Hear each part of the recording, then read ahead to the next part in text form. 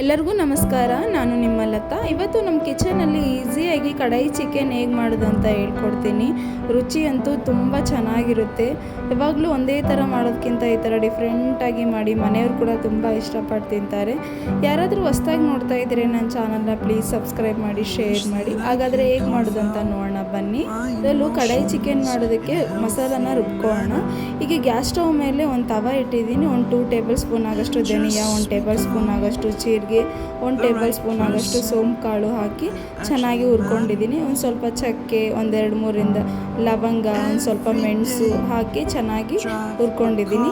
ಈಗ ಒಂದು ಸಣ್ಣ ಮಿಕ್ಸಿ ಜಾರ್ ತೊಗೊಳ್ಳಿ, ಅದಕ್ಕೆ ಹಾಕಿ ಚೆನ್ನಾಗಿ ಮಿಕ್ಸ್ ಮಾಡಿಕೊಂಡು ರೆಡಿ ಮಾಡಿ ಇಟ್ಕೊಂಬಿಡಿ. ಈಗ ಅದೇ ಬಾಣಲಿಗೆ ಒಂದು 3 ಟೇಬಲ್ ಸ್ಪೂನ್ ಆಗೋಷ್ಟು ಕೊಬ್ಬರಿ ಹಾಕಿ ಸ್ವಲ್ಪ ಹುರ್ಕೊತಾ ಇದ್ದೀನಿ. ಕೊಬ್ಬರಿ ಹಾಕಿ ಹುರ್ಕೊಳ್ಳೋದ್ರಿಂದ ಫ್ಲೇವರ್ ಅಂತೂ ತುಂಬ ಚೆನ್ನಾಗಿ ಬರುತ್ತೆ. ಹಸಿ ಕೊಬ್ಬರಿ ಹಾಕೋದಕ್ಕಿಂತ ಈ ಥರ ಹುರ್ಕೊಂಡ್ರೆ ತುಂಬ ಟೇಸ್ಟ್ ಕೂಡ ತುಂಬ ಚೆನ್ನಾಗಿ ಬರುತ್ತೆ, ಡಿಫ್ರೆಂಟಾಗಿ ಬರುತ್ತೆ. ಹಾಗಾಗಿ ಕೊಬ್ಬರಿನ ಕೂಡ ಹುರ್ಕೊತಾ ಇದ್ದೀನಿ. ನಿಮ್ಗೆ ಇಷ್ಟ ಇಲ್ಲ ಅಂದರೆ ಸ್ಕಿಪ್ ಮಾಡ್ಕೊಂಬಿಡಿ. ಈಗ ಇದನ್ನೆಲ್ಲ ಮಿಕ್ಸಿ ಮಾಡಿ ರೆಡಿ ಮಾಡಿ ಇಟ್ಕೊತೀನಿ ಮಸಾಲಾನ. ಈಗ ಗ್ಯಾಸ್ ಸ್ಟವ್ ಮೇಲೆ ಒಂದು ಕಡಾಯಿ ಇಡಿ. ಈಗ ಒಂದು 5-6 ಟೇಬಲ್ ಸ್ಪೂನ್ ಆಗೋಷ್ಟು ಆಯಿಲ್ ಹಾಕಿ ಸ್ವಲ್ಪ ಎಣ್ಣೆ ಜಾಸ್ತಿನೇ ಹಾಕ್ಕೊಳ್ಳಿ, ಹಂಗಂದರೆ ಟೇಸ್ಟ್ ತುಂಬ ಚೆನ್ನಾಗಿ ಬರುತ್ತೆ.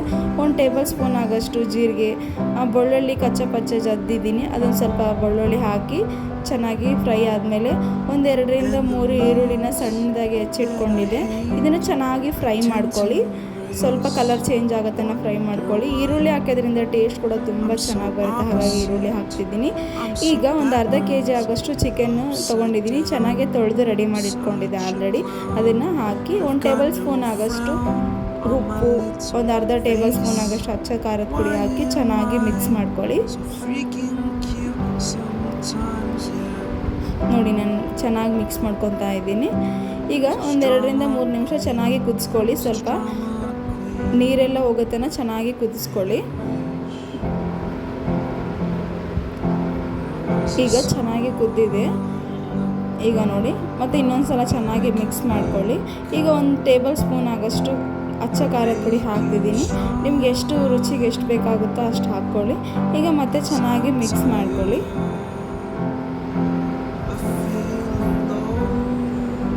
ನೋಡಿ, ಈಗ ಚೆನ್ನಾಗಿ ಮಿಕ್ಸ್ ಆಗಿದೆ. ಈಗ ಖಾರ ಪುಡಿ ಸ್ವಲ್ಪ ಸ್ಮೆಲ್ ಹೋಗುತ್ತನ ಚೆನ್ನಾಗಿ ಕುದಿಸ್ಕೊಳ್ಳಿ. ಒಂದು 5 ನಿಮಿಷ ಆಗೋಷ್ಟು ಖಾರದ ಪುಡಿ ಚೆನ್ನಾಗಿ ಕುದಿಬೇಕು, ಆ ಥರ ಕುದಿಸ್ಕೊಳ್ಳಿ. ಈಗ 1-2 ಟೇಬಲ್ ಸ್ಪೂನ್ ಆಗೋಷ್ಟು ಅಲ್ಲ ಬೆಳ್ಳುಳ್ಳಿ ಪೇಸ್ಟ್ ಹಾಕ್ತಾಯಿದ್ದೀನಿ. ಚೆನ್ನಾಗಿ ರುಬ್ಬಿ ಆಲ್ರೆಡಿ ರೆಡಿ ಮಾಡಿ ಇಟ್ಕೊಂಡಿದ್ದೆ.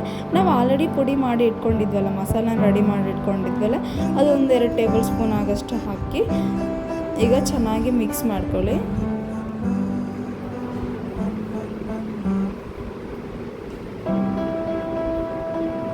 ಈಗ ನೋಡಿ, ಚೆನ್ನಾಗಿ ಮಿಕ್ಸ್ ಆಗಿದೆ. ಒಂದು ಅರ್ಧ ಕಪ್ ಆಗೋಷ್ಟು ಮೊಸರು ಹಾಕಿ. ಮೊಸರು ಹಾಕೋದ್ರಿಂದ ಅಂತೂ ತುಂಬ ಟೇಸ್ಟ್ ಅಂತೂ ತುಂಬ ಚೆನ್ನಾಗಿ ಬರುತ್ತೆ, ಸಾಫ್ಟಾಗಿ ತುಂಬ ಚೆನ್ನಾಗಿರುತ್ತೆ. ಹಾಗಾಗಿ ನಾನು ಮೊಸರು ಹಾಕ್ತಾಯಿದ್ದೀನಿ. ನಿಮ್ಗೆ ಏನಾದರೂ ಇಷ್ಟ ಇಲ್ಲ ಅಂದರೆ ಸ್ಕಿಪ್ ಮಾಡ್ಕೊಳ್ಳಿ.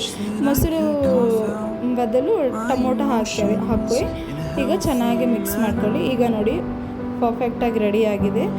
ಈಗ ನಾನು ಸಣ್ಣದಾಗಿ ಹೆಚ್ಚಿರುವ ಕೊತ್ತಂಬರಿನ ಹಾಕ್ತಾಯಿದ್ದೀನಿ. ಕೊತ್ತಂಬರಿನ ಇದೇ ಥರ ಹಾಕಿ ಮಿಕ್ಸಿ ಹಾಕಿ ಹಾಕಕ್ಕೆ ಹೋಗಬೇಡಿ, ಟೇಸ್ಟ್ ಅಂತೂ ಚೆನ್ನಾಗಿ ಬರಲ್ಲ. ಈ ಥರ ಹಾಕಿದರೆ ಟೇಸ್ಟ್ ಅಂತೂ ತುಂಬ ಚೆನ್ನಾಗಿ ಬರುತ್ತೆ. ಹಾಗಾಗಿ ಈಗ 1-2-3 ನಿಮಿಷ ಆಗೋಷ್ಟು ಮತ್ತೆ ಚೆನ್ನಾಗಿ ಕುದಿಸ್ಕೊಳ್ಳಿ. ಈಗ ನೋಡಿ, ಚೆನ್ನಾಗಿ ಕುದ್ದಿದೆ, ತುಂಬ ಚೆನ್ನಾಗಿ ಬೆಂದಿದೆ ಕೂಡ. ಹಾಗಾದರೆ ನೀವು ಒಂದ್ಸಲ ನಿಮ್ಮ ಮನೇಲಿ ಟ್ರೈ ಮಾಡಿ, ಹೇಗಿದೆ ಅಂತ ನಂಗೆ ಕಮೆಂಟ್ ಬಾಕ್ಸಲ್ಲಿ ತಿಳಿಸ್ಕೊಡ್ಬೇಡಿ. ಪ್ಲೀಸ್ ಸಬ್ಸ್ಕ್ರೈಬ್ ಮಾಡಿ, ಶೇರ್ ಮಾಡಿ. Thank you.